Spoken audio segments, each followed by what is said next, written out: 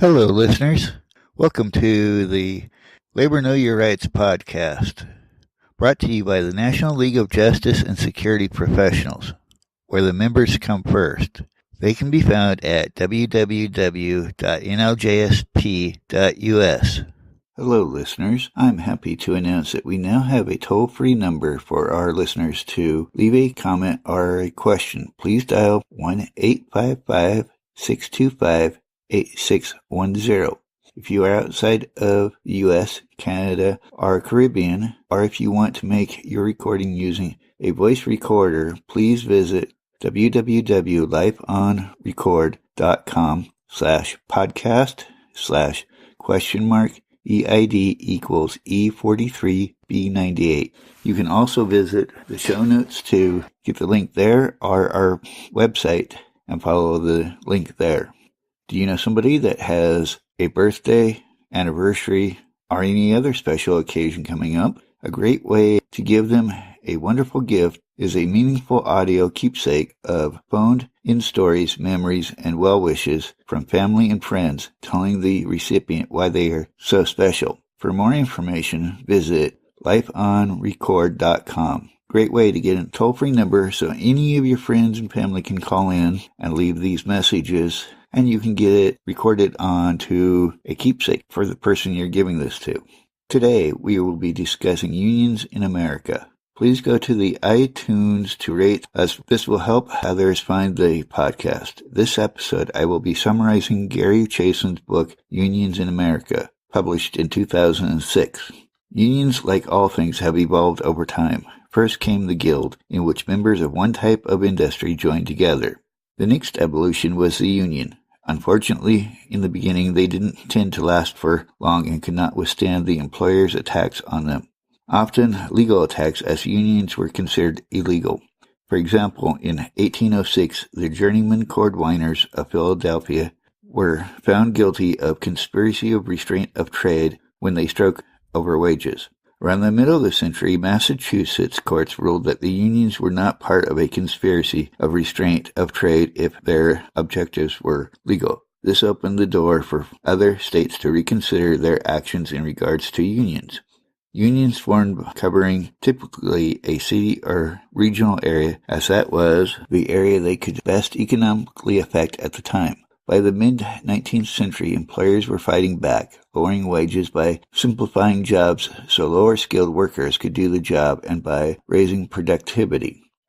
The Noble and Holy Order of the Knights of Labor formed in 1869 in Philadelphia. They were formed originally as a secret society so that employers could not fire them for being a member. They grew rapidly. By 1879, they had over 700,000 members. The Knights were originally a union of craftsmen, but eventually took members of all levels. They believed that the system of wages should be destroyed and that each employee should be their own master.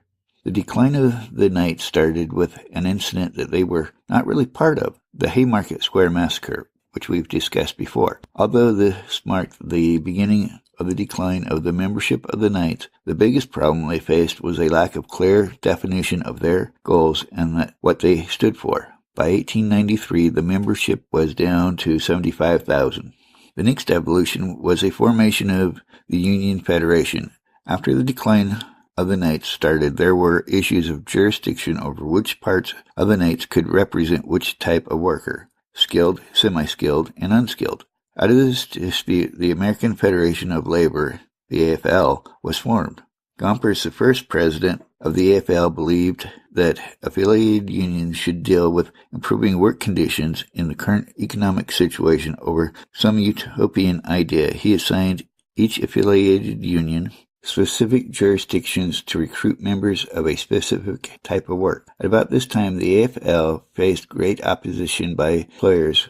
We won't go into the details, but several long and severe strikes were faced with violence and employers hiring strike breakers like the Pinkertons. He then moves on to the Industrial Workers of the World, IWW, also known as Wobblies. They were formed in 1905 in Chicago by 43 unions. This union was very militaristic in nature and believed strikes over collective bargaining. They were an all-inclusive union which believed in one huge union versus dividing unions up by trade, region, or employer.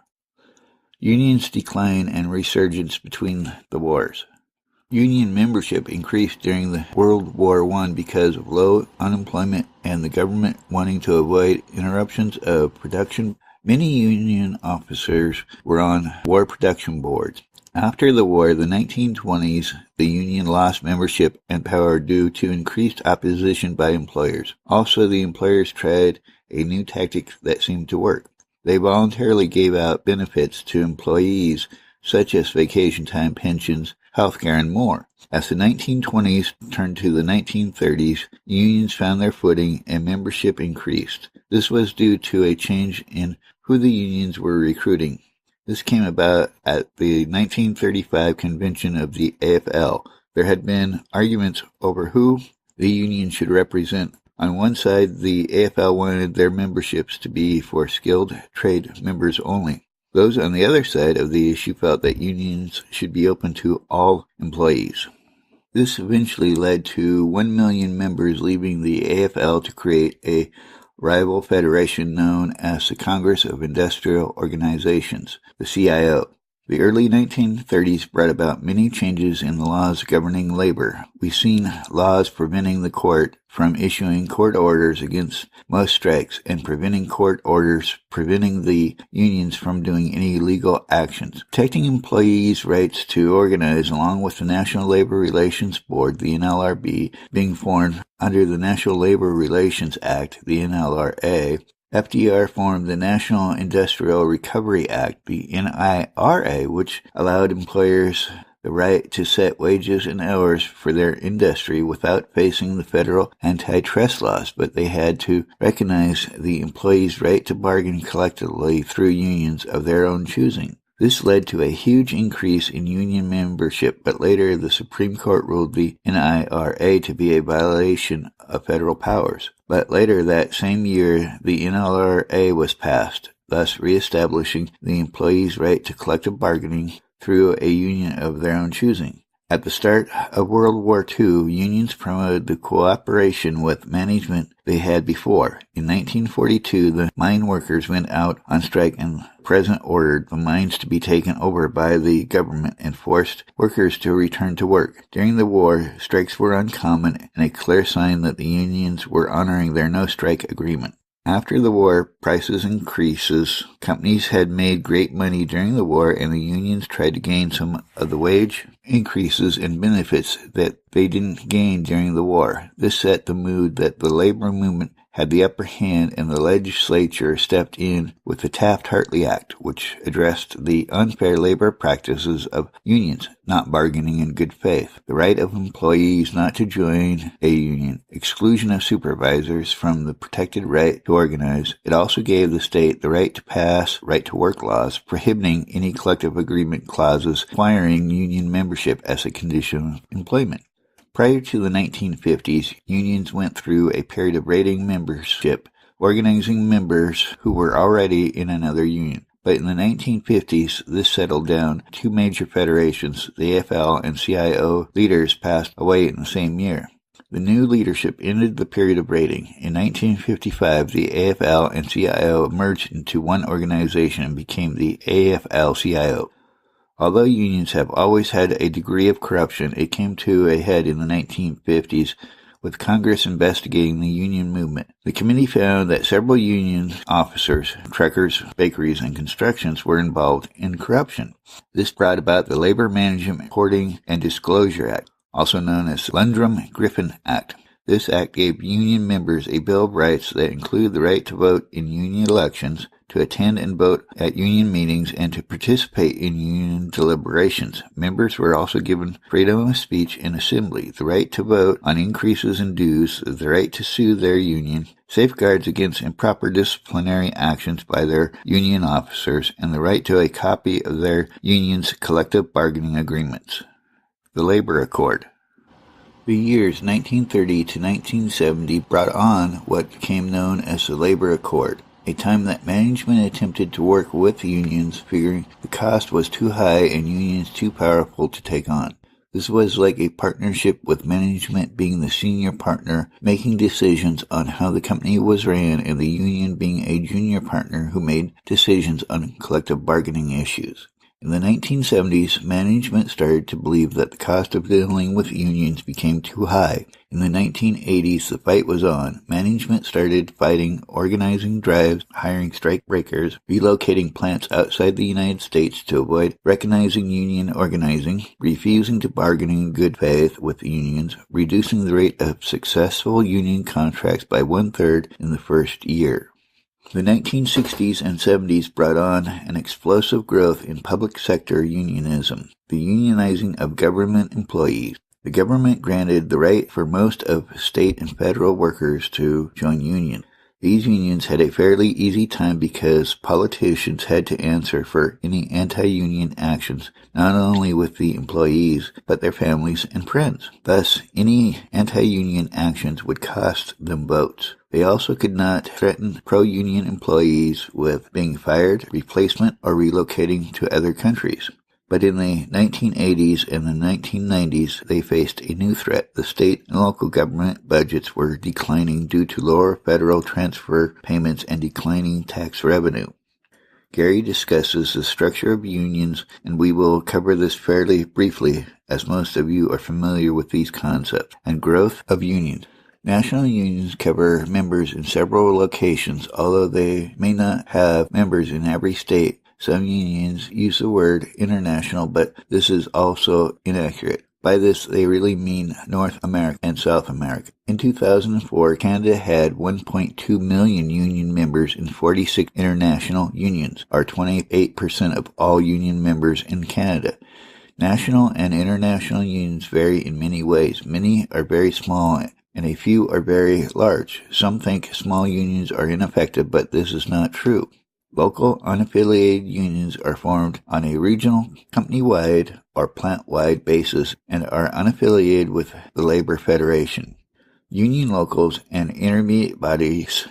Locals are the lowest branches of national unions. They may cover a particular plant, geographical area, or conglomerate of several small plants or shops that are too small to form individual locals. The size of locals can vary anywhere from as small as 50 members to several thousand. Intermediate bodies are offices between the national union headquarters and the locals, often divided up by regions, but this will vary by each national. The Labor Federation is a voluntary association. The AFL-CIO is the most well-known federation. It has 56 unions associated with it and 13 million members. The Federation coordinates activities of associate unions in organizing, bargaining, and political actions, among many other things. Union growth and decline. When one looks at union growth and decline, there are two things that one has to look at: the number of members and the density. Density is the percentage of wage and salary workers in unions. Density is an indicator of union strength, how well unions have organized the workforce. Density varies, but overall only 12.5% of wage and salary workers are union members. There is a wide difference in private and public sector density. 7.9% of private workers are in unions, and 36.4% of government workers. No industry or occupation has a density near 50%. Non-members have a density of 8.4% in the private sector and 10.6% in the public sector. Union membership expanded rapidly in the 1930s and through the 1940s, then stabilized and fell sharply through the late 1970s, 1980s, and 1990s. The decline in private sector membership was initially masked by public sector growth, but it appeared when the public sector stabilized in the 1990s. The cause of union growth and decline. Unions gain members. A. They win organizing drives and get their first collective bargaining agreement. B. Where there are already collective agreements, the covered non-members decide to join the unions that represent them. C. Employment expands unionized firms and then newly hired workers join unions. Or D. Unionized companies extend collective bargaining agreements to the workers at new operations. Unions lose members when A. Employment declines in unionized firms because of plant closures, the introduction of new production technologies, and transfers of work overseas or to domestic non-union operations. Or B. Workers decide to no longer be represented by their unions and decertify them as bargaining agents, essentially organizing drives in reverse. Research has agreed that there is 4 reasons for fluctuation in union membership. Structural shifts in the labor force. When employment declines in typical unionized jobs and increases in non-union jobs are reversed, we will see a decrease or increase in membership numbers.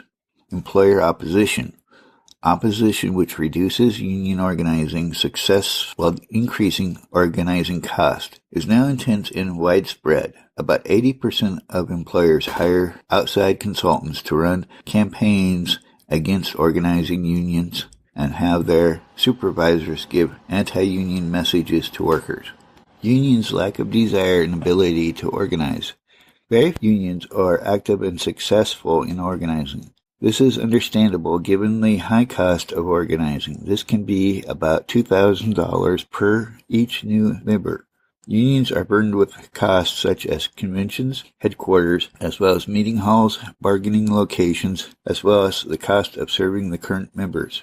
And the failure of the law of organizing, changes in the law cannot make the membership grow, but they can discourage employers from misconduct during organizing campaigns. Further, tougher penalties for employer misconduct.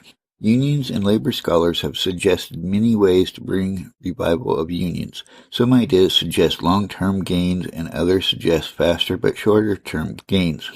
Gary goes over the common issues in all of the suggestions. One proposal is a new type of union membership who either remains a part of the union after leaving a unit, such as on retirement or a change in job. These members would not be participating in collective bargaining but would gain in benefits the unions offer, such as health care insurance, prepaid attorney, consultation on safety at the job site. Another suggestion was that jurisdiction be clarified and better organized to reduce conflicts, that unions covering the same jurisdiction be pressured to merge, locals to organize and recruit non-members into becoming members. Another proposal had the same jurisdiction issues, federations to be better organized structurally, lowering dues, merges, and a political plan to vote more pro-labor congressmen and women in and into the White House. Gary listed and discussed the following commonalities that he found in most proposals. Organizing. Some proposals have emphasized the need for better and more organizing. If the loss of membership is the cause for the union's dilemma, then recruiting more members would relieve the problem. Professional staff must work with existing members to organize nearby non-union plants and non-members in their local. Members having a better understanding of working conditions and workers' complaints, they have a greater credibility than paid staff. Not only do they need greater successes in organizing, which is at about 50 to 60% wins, but a greater number of organizing members. Right now, if the unions won all the time, it would not cover the current losses, so we must organize a greater number of units. The way unions organize should be expanded to other operations than we have been using, such as being at the locations, stockholder meetings, to put pressure on the companies to acknowledge the right of their employees to representation by the union they have chosen.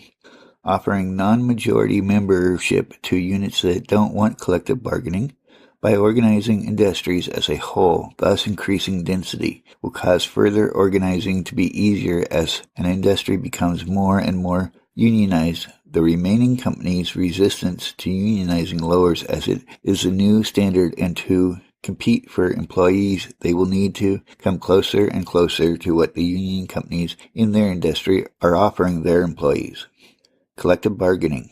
Unions must take control of bargaining and not give into concessions when bargaining. We must ensure that any employee committees do not replace the collective bargaining or allow the employer to bypass the union and violate any area in the collective bargaining agreement. unions should try to expand the clause in collective bargaining agreements to address the needs of temporary and part-time employees who are not part of the unit, such as clauses to turn part-time employees into full-time positions when possible. Political action. Unions must change their current strategy of voting for one candidate over another just to keep the one candidate out of office.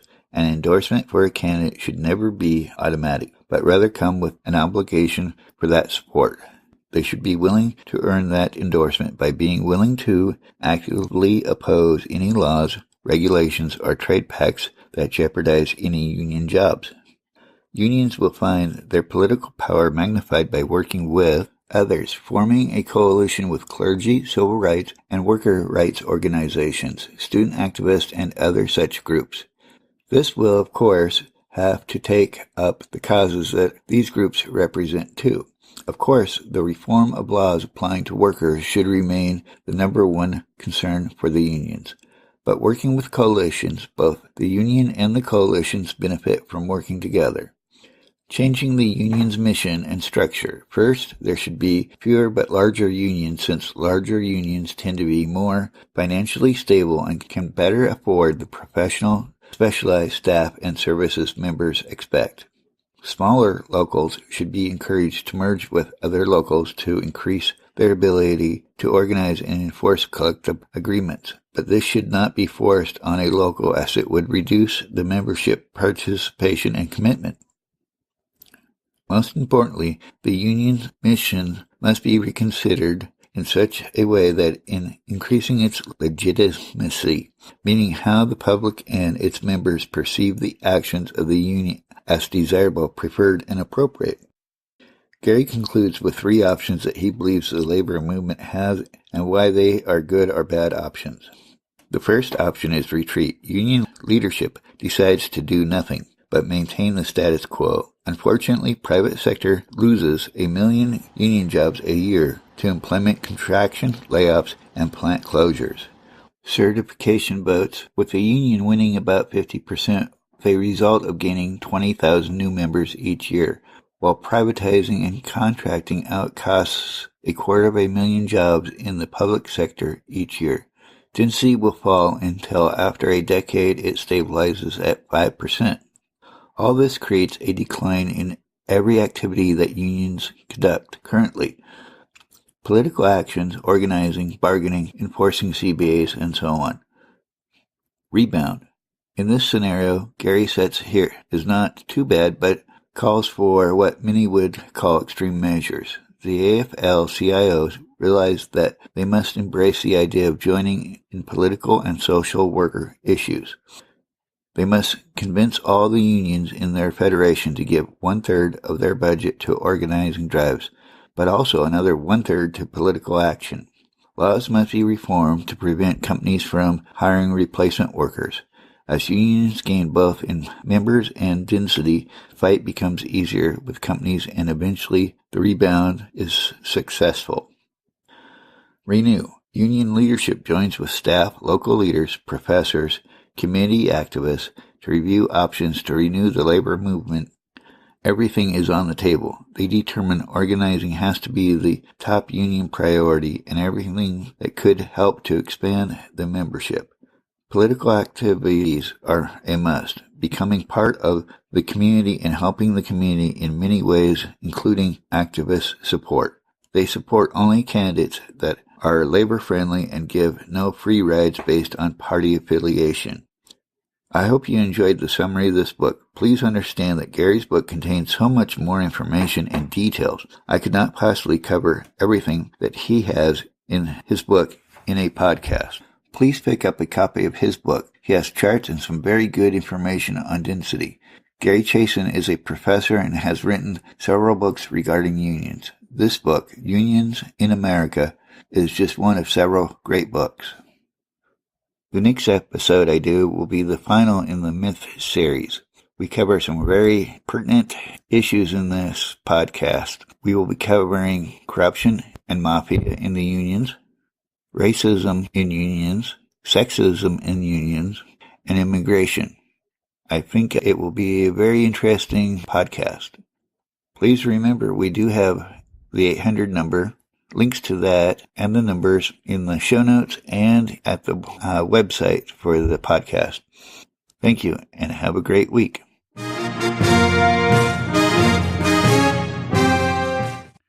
Thank you, listeners. I appreciate the time it takes to listen to these. Please share this podcast with your friends, family, and anyone that you know that's in a union or is interested in becoming a member of a union. We can be reached at www.laborknowyourrights.com, all one word. Also on Facebook, YouTube, Twitter. You can also reach us at laborknowyourrights@gmail.com. Any suggestions on future episodes, questions, ideas, or just you want to say hi or thank you, feel free to contact us there. And to wrap this one up, I'd like to thank our sponsor, the National League of Justice and Security Professionals, where the members come first.